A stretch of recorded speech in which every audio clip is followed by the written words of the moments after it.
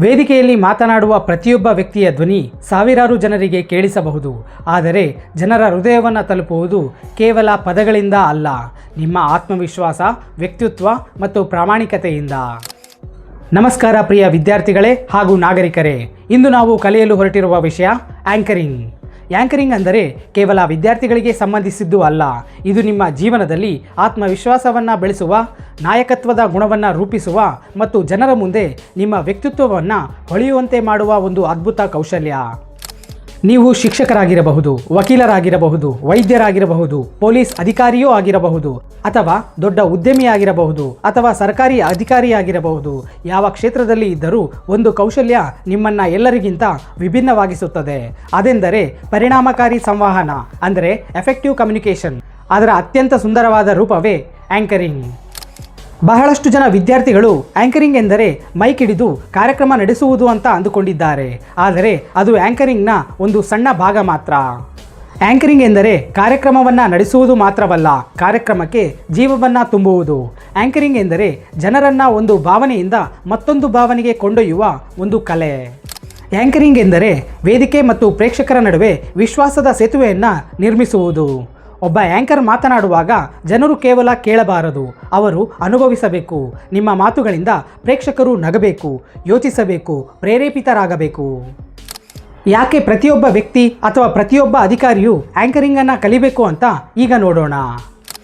ಇಂದಿನ ಜಗತ್ತಿನಲ್ಲಿ ಜ್ಞಾನ ಮಾತ್ರ ಸಾಕಾಗುವುದಿಲ್ಲ, ನಿಮ್ಮ ಜ್ಞಾನವನ್ನು ಆತ್ಮವಿಶ್ವಾಸದಿಂದ ವ್ಯಕ್ತಪಡಿಸುವ ಸಾಮರ್ಥ್ಯವೂ ಇರಬೇಕು. ಉದ್ಯೋಗ ಸಂದರ್ಶನ, ಕಾಲೇಜು ಪ್ರೆಸೆಂಟೇಷನ್, ಸಾರ್ವಜನಿಕ ಭಾಷಣ, ಸೆಮಿನಾರ್ಗಳಲ್ಲಿ, ಸ್ಪರ್ಧಾತ್ಮಕ ಪರೀಕ್ಷೆಯ ಇಂಟರ್ವ್ಯೂಗಳಲ್ಲಿ ಎಲ್ಲೆಡೆ ನಿಮ್ಮ ಮಾತಿನ ರೀತಿ ನಿಮ್ಮ ವ್ಯಕ್ತಿತ್ವವನ್ನು ಪ್ರತಿಬಿಂಬಿಸುತ್ತದೆ. ಪ್ರತಿಭೆ ನಿಮ್ಮನ್ನು ಕೊಠಡಿಯೊಳಗೆ ಕರೆದುಕೊಂಡು ಹೋಗಬಹುದು, ಆದರೆ ಮಾತನಾಡುವ ಕೌಶಲ್ಯವೇ ನಿಮ್ಮನ್ನು ವೇದಿಕೆಯ ಮಧ್ಯಕ್ಕೆ ತರುತ್ತದೆ. ಒಬ್ಬ ಉತ್ತಮ ಆ್ಯಂಕರ್ನ ಮನಸ್ಥಿತಿ ಹೇಗಿರಬೇಕು? ಆ್ಯಂಕರಿಂಗ್ ಕಲಿಯುವ ಮೊದಲು ಮನಸ್ಸನ್ನು ಸಿದ್ಧಪಡಿಸಬೇಕು. ಬಹಳ ಜನರು ನಾನು ತಪ್ಪು ಮಾಡಿದರೆ ಜನ ಏನು ಅಂದುಕೊಳ್ತಾರೆ, ಏನೆಂದು ಯೋಚಿಸುತ್ತಾರೆ ಅಂತ ಯೋಚಿಸುತ್ತಾರೆ. ಆದರೆ ಒಬ್ಬ ಯಶಸ್ವಿ ಆ್ಯಂಕರ್ ಮಾತ್ರ ಹೀಗೆ ಯೋಚಿಸುತ್ತಾನೆ, ನಾನು ಎಷ್ಟು ಜನರ ಮನಸ್ಸನ್ನು ಗೆಲ್ಲಬಹುದು ಅಂತ. ಈ ಒಂದು ಪ್ರಶ್ನೆ ನಿಮ್ಮ ಸಂಪೂರ್ಣ ಮನಸ್ಥಿತಿಯನ್ನು ಬದಲಾಯಿಸುತ್ತದೆ. ನಿಮ್ಮ ಗಮನ ನಿಮ್ಮ ಮೇಲೆ ಇದ್ದರೆ ಭಯ ಬರುತ್ತದೆ. ನಿಮ್ಮ ಗಮನ ಪ್ರೇಕ್ಷಕರ ಮೇಲೆ ಇದ್ದರೆ ಸೇವಾಭಾವ ಬರುತ್ತದೆ. ನಿಮ್ಮ ಗಮನ ನಿಮ್ಮ ಸಂದೇಶದ ಮೇಲೆ ಇದ್ದರೆ ಆತ್ಮವಿಶ್ವಾಸ ಬರುತ್ತದೆ. ಆತ್ಮವಿಶ್ವಾಸ ಎಂದರೇನು? ಬಹಳ ಜನ ಆತ್ಮವಿಶ್ವಾಸ ಎಂದರೆ ಭಯ ಇಲ್ಲದಿರುವುದು ಎಂದು ಭಾವಿಸಿದ್ದಾರೆ. ಅದು ತಪ್ಪು. ಆತ್ಮವಿಶ್ವಾಸ ಎಂದರೆ ಭಯ ಇದ್ದರೂ ಮುಂದೆ ಹೆಜ್ಜೆ ಇಡುವ ಧೈರ್ಯ. ಮೊದಲ ಬಾರಿಗೆ ಸೈಕಲ್ ಓಡಿಸುವಾಗ ಭಯವಿತ್ತು, ಮೊದಲ ಬಾರಿಗೆ ಈಜಿಗೆ ಇಳಿಯುವಾಗ ಭಯವಿತ್ತು, ಮೊದಲ ಪರೀಕ್ಷೆ ಬರೆಯುವಾಗ ಭಯವಿತ್ತು. ಆದರೆ ಇಂದು ಅವೆಲ್ಲ ಸಹಜವಾಗಿವೆ. ಏಕೆಂದರೆ ನೀವು ಅವುಗಳನ್ನು ಅಭ್ಯಾಸ ಮಾಡಿದ್ದೀರಿ. ಆತ್ಮವಿಶ್ವಾಸ ಜನ್ಮದಿಂದ ಬರುವುದಿಲ್ಲ, ಅದು ಪ್ರತಿದಿನದ ಅಭ್ಯಾಸದಿಂದ ಬೆಳೆಯುತ್ತದೆ.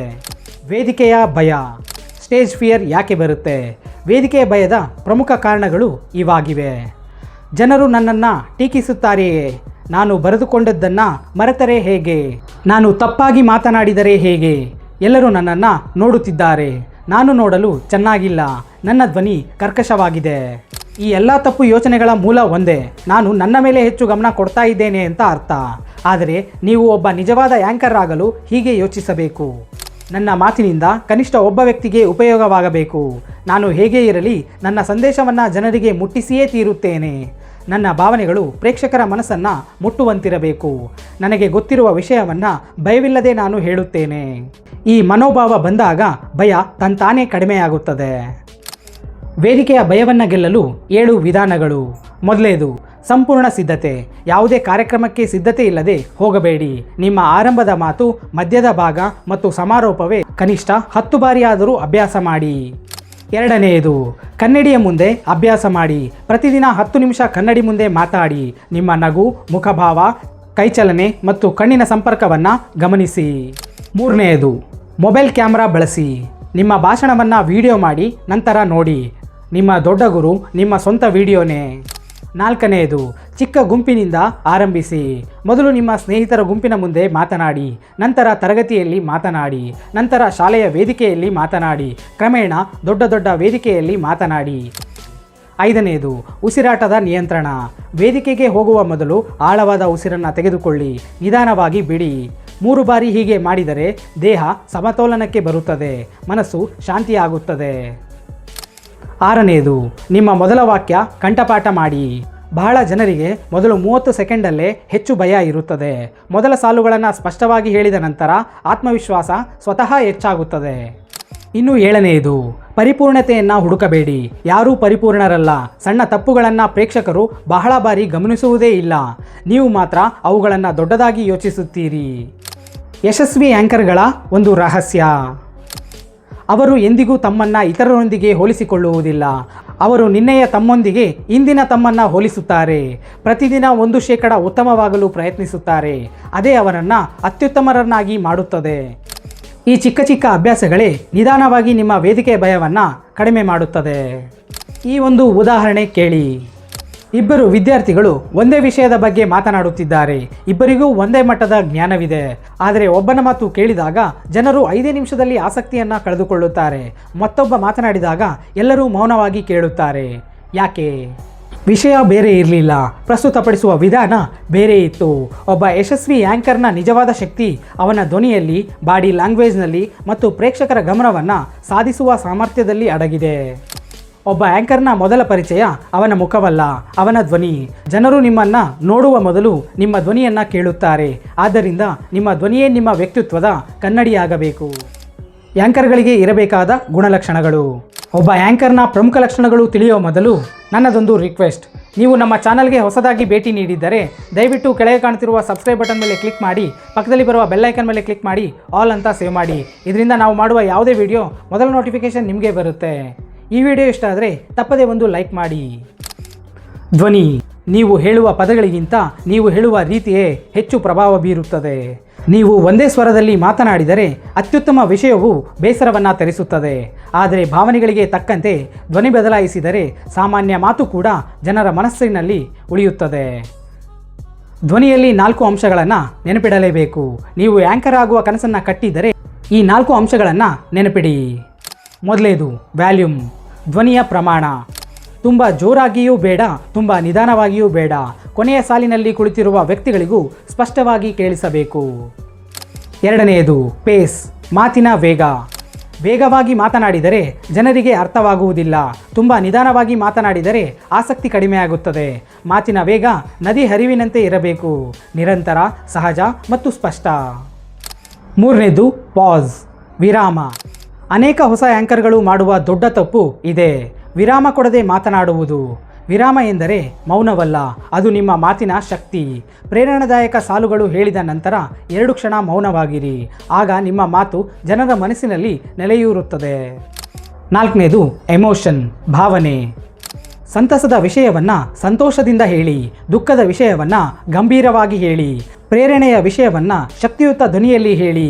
ಭಾವನೆ ಇಲ್ಲದ ಧ್ವನಿ ಜೀವವಿಲ್ಲದ ಸಂಗೀತದಂತೆ.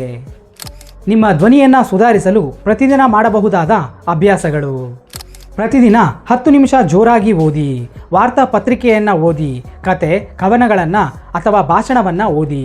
ಉಸಿರಾಟವನ್ನು ನಿಯಂತ್ರಿಸಿಕೊಂಡು ದೀರ್ಘ ವಾಕ್ಯಗಳನ್ನು ಸ್ಪಷ್ಟವಾಗಿ ಹೇಳುವ ಅಭ್ಯಾಸ ಮಾಡಿ. ನಿಮ್ಮ ಧ್ವನಿಯನ್ನು ರೆಕಾರ್ಡ್ ಮಾಡಿ ಮತ್ತೆ ಕೇಳಿ. ಹಾಗೆ ಕೇಳಿದಾಗ ಮಾತ್ರ ನಿಮ್ಮ ನಿಜವಾದ ದೋಷಗಳು ನಿಮಗೆ ತಿಳಿಯುತ್ತವೆ. ಉಚ್ಚಾರಣೆ, ಪ್ರೊನೌನ್ಸಿಯೇಷನ್, ಪದಗಳ ಶುದ್ಧತೆ. ಒಬ್ಬ ಆ್ಯಂಕರ್ಗೆ ತಪ್ಪು ಉಚ್ಚಾರಣೆ ದೊಡ್ಡ ಸಮಸ್ಯೆ ಆಗಬಹುದು. ಪ್ರತಿ ಪದ ಸ್ಪಷ್ಟವಾಗಿ ಉಚ್ಚರಿಸಬೇಕು. ಪದಗಳನ್ನು ನುಂಗಬೇಡಿ. ಕೊನೆಯ ಅಕ್ಷರದವರೆಗೂ ಪೂರ್ಣವಾಗಿ ಹೇಳಿ. ಉದಾಹರಣೆಗೆ, ಸ್ವಾಗತ ಎನ್ನುವ ಪದವನ್ನು ಸ್ವಾಗತ್ತೆಂದು ಕತ್ತರಿಸಬೇಡಿ. ಗೌರವಾನ್ವಿತರು ಎಂಬ ಪದವನ್ನು ಸ್ಪಷ್ಟವಾಗಿ ಉಚ್ಚರಿಸಿ. ಭಾಷೆಯ ಗೌರವವೇ ನಿಮ್ಮ ಗೌರವ. ಭಾಷೆ. ಬಹಳ ಜನರು ದೊಡ್ಡ ದೊಡ್ಡ ಪದಗಳು ಬಳಸಿದರೆ ಮಾತ್ರ ಒಳ್ಳೆಯ ಆ್ಯಂಕರ್ ಎಂದು ಭಾವಿಸುತ್ತಾರೆ. ಆದರೆ ಅದು ತಪ್ಪು. ಒಳ್ಳೆಯ ಭಾಷೆ ಎಂದರೆ ಎಲ್ಲರಿಗೂ ಅರ್ಥವಾಗುವ ಭಾಷೆ. ನಿಮ್ಮ ಮಾತಿನಲ್ಲಿ 3 ಗುಣಗಳು ಇರಬೇಕು: ಸರಳತೆ, ಸ್ಪಷ್ಟತೆ, ಸೌಂದರ್ಯ. ಜನರಿಗೆ ಅರ್ಥವಾಗದ ಭಾಷೆ ಜ್ಞಾನವಲ್ಲ. ಜನರಿಗೆ ತಲುಪುವ ಭಾಷೆಯೇ ನಿಜವಾದ ಜ್ಞಾನ. ಇನ್ನು ಬಾಡಿ ಲ್ಯಾಂಗ್ವೇಜ್, ದೇಹದ ಭಾಷೆ.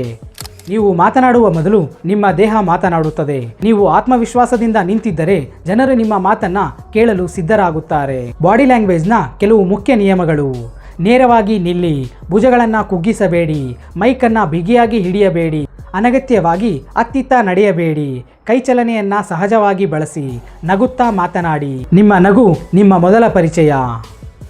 ಇನ್ನು ಕೈ ಬಳಕೆ. ಕೆಲವರು ಕೈಗಳನ್ನು ಜೇಬಿನಲ್ಲಿ ಇಡುತ್ತಾರೆ, ಕೆಲವರು ನಿರಂತರವಾಗಿ ಮೈಕನ್ನು ತಟ್ಟುತ್ತಿರುತ್ತಾರೆ. ಕೆಲವರು ಕಾರಣವಿಲ್ಲದೆ ಕೈಗಳನ್ನು ಅಲುಗಾಡಿಸುತ್ತಾರೆ. ಇವುಗಳನ್ನು ತಪ್ಪಿಸಿ. ನಿಮ್ಮ ಕೈಗಳು ನಿಮ್ಮ ಮಾತನ್ನು ವಿವರಿಸಬೇಕು. ನಿಮ್ಮ ಮಾತಿನಿಂದ ಗಮನವನ್ನು ಬೇರೆಡೆಗೆ ಸೆಳೆಯಬಾರದು. ಇನ್ನು ಐ ಕಾಂಟ್ಯಾಕ್ಟ್. ಒಬ್ಬ ಉತ್ತಮ ಆ್ಯಂಕರ್ ಎಲ್ಲರತ್ತ ನೋಡುತ್ತಾನೆ.